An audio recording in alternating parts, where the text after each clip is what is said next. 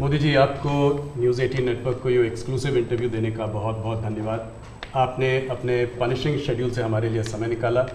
इस इंटरव्यू को हम थोड़ा अलग तरीके से करेंगे, कुछ बिग पिक्चर क्वेश्चंस पूछेंगे। शुरुआत में हमारे संग हमारे दो कलीग्स जुड़े हुए हैं, एक महाराष्ट्र के एंकर हैं, दूसरे हमारे कर्नाटका के एडिटर हैं। ये दो स्टेट्स अहम हैं इस चुनाव में, तो हमने सोचा कि थोड़े सवाल वो भी आपसे करेंगे। शुरू करते हैं। पहला सवाल। सबसे पहले तो आपको और आपके सभी दर्शकों को मेरा नमस्कार। और मुझे अच्छा लगा कि आपने अपने साथ कर्नाटका और महाराष्ट्र को भी जोड़ दिया है, तो एक प्रकार से आपने मेरी मदद की है, वरना तीनों को अलग अलग इंटरव्यू देता तो शायद मुझे और ज़्यादा टाइम देना पड़ता। बहुत धन्यवाद, स्वागत है आपका नेटवर्क 18 के।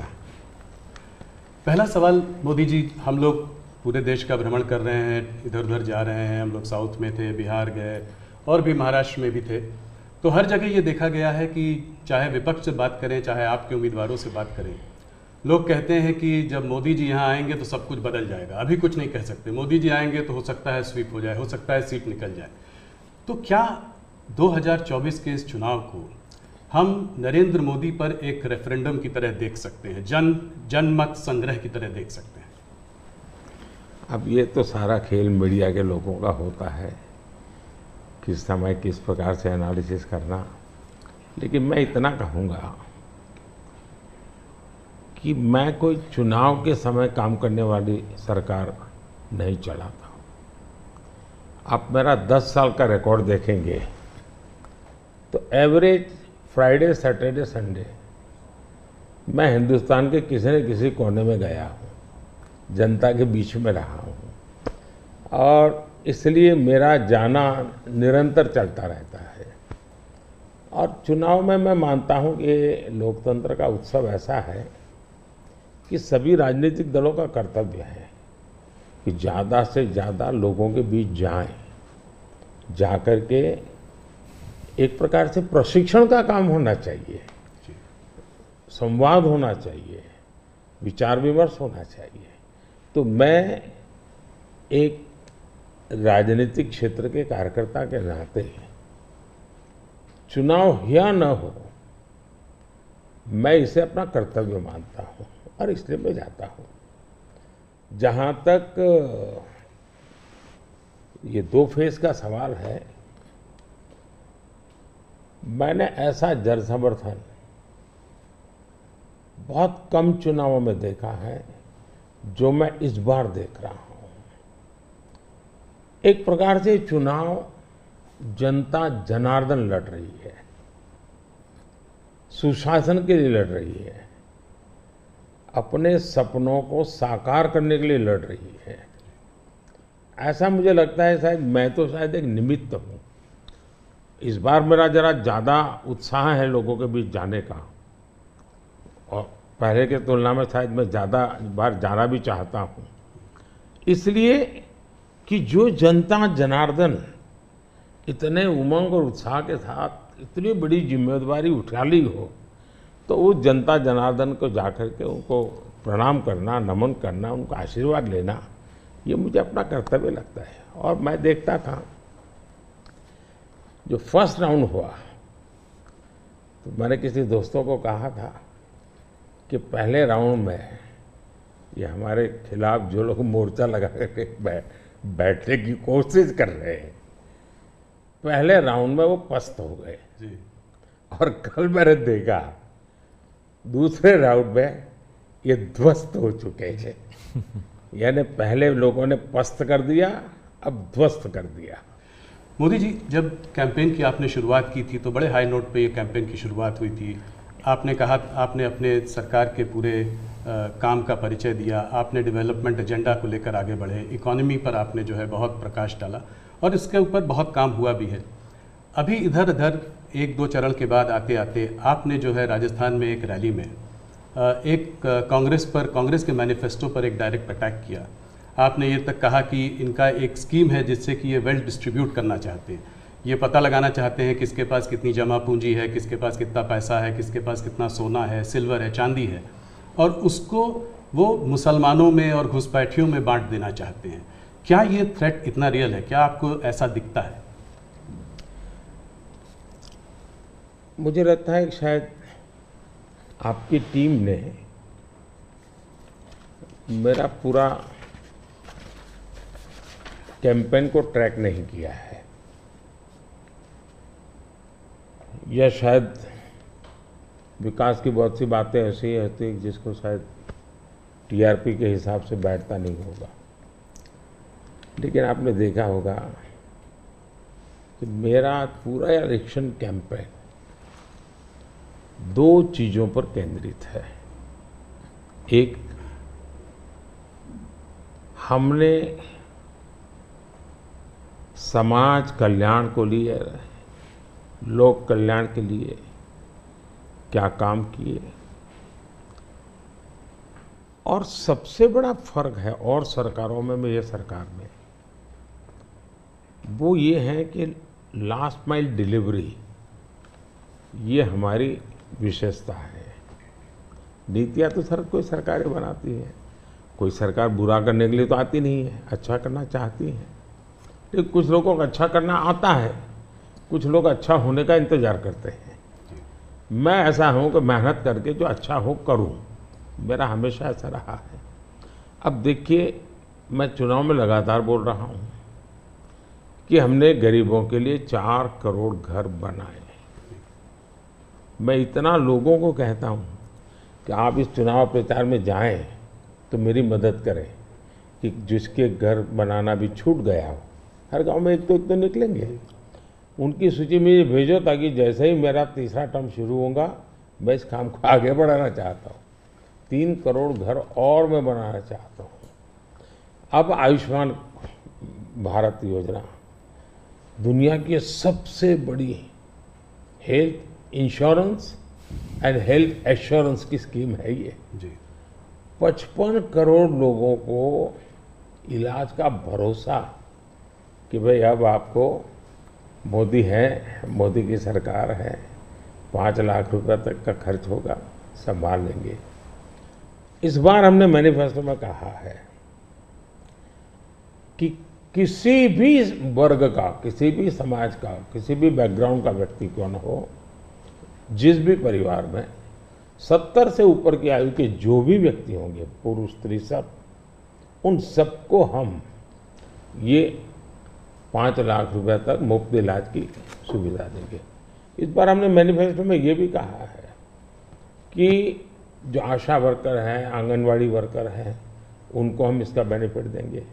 ट्रांसजेंडर जितने भी हैं, किसी भी आयु के क्यों न हो, हम उनको ये बेनिफिट देंगे। तो ये बात हम लोगों को बताते हैं। अब आप देखिए जी, हमारे देश में बैंकों का राष्ट्रीयकरण हुआ, ये जो मिलकर जब्त करने के खेल चल रहे हैं ना जी, पहले कर चुके हैं जी। सारी बैंकें प्राइवेट थी, लूट लिया रातों रात, गरीबों के नाम पे लूटा गया। लेकिन हमारे देश की बैंकें खस्ता हाल हो गई। आधे से अधिक आबादी ऐसी थी कि गरीबों के नाम बैंक तो लिया, लेकिन बैंक खाता नहीं खुला। ये मोदी ने आकर के 52 करोड़ बैंक के खाते खोले, और उसका सबसे बड़ा मैंने फायदा उठाया। खाते खोल करके आंकड़ा नहीं किया मैंने, जनधन, आधार और मोबाइल, इस ट्रिनिटी को लेकर के direct benefit transfer 36 lakh crore रुपए, आंकड़ा बहुत बड़ा होता है जी। 36 लाख करोड़ रुपए डायरेक्ट बेनिफिट ट्रांसफर लोगों के खाते में गए। अगर मैंने बैंक खाते न खोले होते तो इनका बड़ा फाइनेंशियल इंक्लूजन इस दुनिया में, पूरी दुनिया में एक साल में जितने अकाउंट खुलते होंगे ना, उससे ज्यादा काम हमारे देश में हुआ है। जल जीवन मिशन हमारे देश में जी 3-4% घरों में भी घर में नल से जल आता था, वो भी ज्यादातर अर्बन लोकेलिटी में। आज 14 करोड़ ग्रामीण परिवारों को नल से जल पहुंचा है। अब ये सारे काम है, 25 करोड़ लोग गरीबी से बाहर ऐसे ही नहीं आए जी। हमने उनको इतना सशक्त बनाया, और मेरी स्ट्रेटेजी यही है कि हम गरीब को इतनी ताकत दें कि गरीब खुद गरीबी को परास्त करे। और जब गरीब अपने मेहनत से गरीबी को परास्त करता है ना, उसके बाद उसको गरीबी में वापस नहीं जाना, ये संकल्प बन जाता है। और वो देश की शक्ति बन जाता है। आज हमें फायदा है, 25 करोड़ लोग गरीबी से बाहर आए, बहुत बड़ा अचीवमेंट है जी, दुनिया इसकी तारीफ कर रही है जी। और ये एक मॉडल बनेगा, ये जो डेवलपिंग कंट्रीज है उनके लिए मॉडल बनेगा जी। अब देखिए 2014 के पहले क्या हाल था। 2014 के पहले आपके सारे मीडिया वाले निकाल दीजिए, फ्रेजाइल फाइव यही हेडलाइन होता था जी। आज जी हम वाइब्रेंट इकोनॉमी बन गए। IMF ने दुनिया के 150 देशों का समूह, जिसमें चाइना भी है, हिंदुस्तान भी है, जिसको हम कहें कि एक डेवलपिंग कंट्रीज है या जो इमर्जिंग इकोनॉमी वाले देश हैं, ऐसा का एक समूह का उनको क्लासिफाई करके उन्होंने उसका एनालिसिस किया। बड़ा इंटरेस्टिंग है, यानी एक प्रकार से ये इंडिया का पीयर ग्रुप हम कह सकते हैं। अब देखिए क्या एनालिसिस है। 1998 इंडिया पर कैपिटा GDP इस पीयर ग्रुप से 30% के आसपास थी, यानी पूरा ये 150 देशों का देश है। उस समय अटल जी की सरकार थी, 98 में अटल जी की सरकार है। 98 से 2004 अटल जी के अपने कार्यकाल में ये 30% को 35% ले गए। अच्छा प्रोग्रेस हुआ, लेकिन दुर्भाग्य देखिए जी 2004 में ये सब खिचड़ी कंपनी आ गई और ये खिचड़ी कंपनी ने अटल जी की मेहनत जो थी उस पर पानी फेर दिया। 35% को 30 पर ले आ गए वो लोग। यानी इन सारी कंट्रीज ने भारत से ज्यादा अच्छा परफॉर्म किया और हमने बुरा किया। यूपीए की सरकार में भारत डेवलपिंग वर्ल्ड की अपेक्षा और गरीब हो गया। हमसे गरीब थे, वो भी हमसे आगे निकल गए।